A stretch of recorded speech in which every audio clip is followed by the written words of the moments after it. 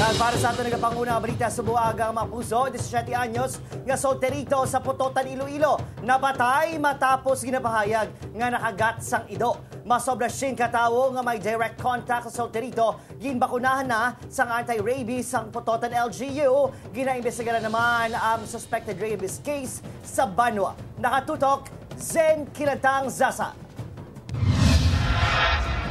Halos hindi makapati ang pamilya Samos sa barangay Tumkon, Ilaya, Putotan nga nagtaliwa ng ilahimata nga 17 anyos nga si Denmark matapos ginapahayag nakagat sang ido. Suno kay Tatay Mario nga amay sang bata, December 31 sang nagpangluya si Denmark kag nagreklamo nga nabudlayan na sa paginhawa kag pag-inom sang tubig. Enero 2 sang naglain ng iya pamatsyag kag gindala sa ospital. Nakitaan ng pasyente sang signs and symptoms sang rabies kapareho sang kahadlok sa suga, tubig kag nagawaras. Enero 4 sang ginbawian ini sang kabuhi sa Western Visayas Medical Center. Antes mapatay ang solterito, nakapanugid ini sa doktor nga nakagat siya sang ido sa tiil sang Hunyo sang tinalikdan nga tuig. Ang doktor pa nakabalo nga amo na kinagat siya sa ido. Pero galing hambalya, tatlo ka ano nga ito. Tatlo ka tag-iya. Kaya mo rin nambalo dok, hindi mo rin diya mapintuin kung sino. Kaya bali ang bata, doon ano ro bala? Doon nagalain blang isip, karon hindi tamang kadya kapinpuan kung sinugit. Iti karon maghambal kita nga mo dia. Karon kag mahambal na to. Way ako na ayam karana. Bangod sini gilayon nga ginpambakunahan sang anti-rabies vaccine ang mga nasalamuha sang pasyente.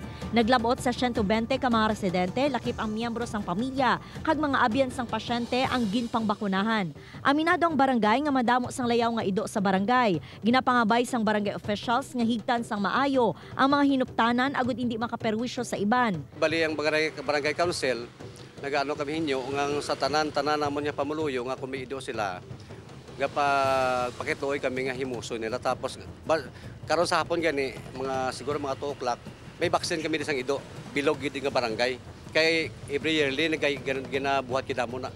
Suno kay Putotan Mayor Rafael Lazaro, ginapaimbestiga na sini ang suspected rabies case kung anong ginhalinan sa kamatayon sang solterito, ilabi na nga madugay na ini nga nakagat sang ido.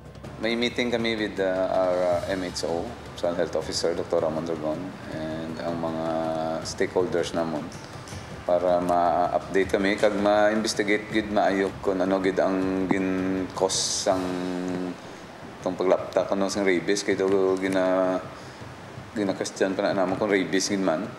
Kaya kung i-base mo lang na sa dapat kung may rabies ang ido 2 weeks pagpatay na ikaw nga pasyente natnan pa man, pero it takes months. Ginpadulungan sa news team ang Rural Health Unit apang natabuan nga wala ang Municipal Health Officer. Plano sang Banwa nga pasanyugon pa ang dog vaccination sa Putotan kag ginpanugyanan ng mga tag-iya sa mga ido nga mangin responsable nga pet owner. Abiso sang Department of Health sa tion nga makagat o kun makaros sang ido o kun kuring. Gilayon nga hugasan sang malimpyo nga tubig ang pilas, tinloan sang alcohol o kun iban pa nga antiseptic ang pilas. Ipabilin nga matinlo kag hindi pagtakpan. Gilayon nga magpadulong sa Animal Bite Treatment Center o kun magpakonsulta sa doktor. Zen Kilantang Sasa para sa GMA Regional TV Early Edition.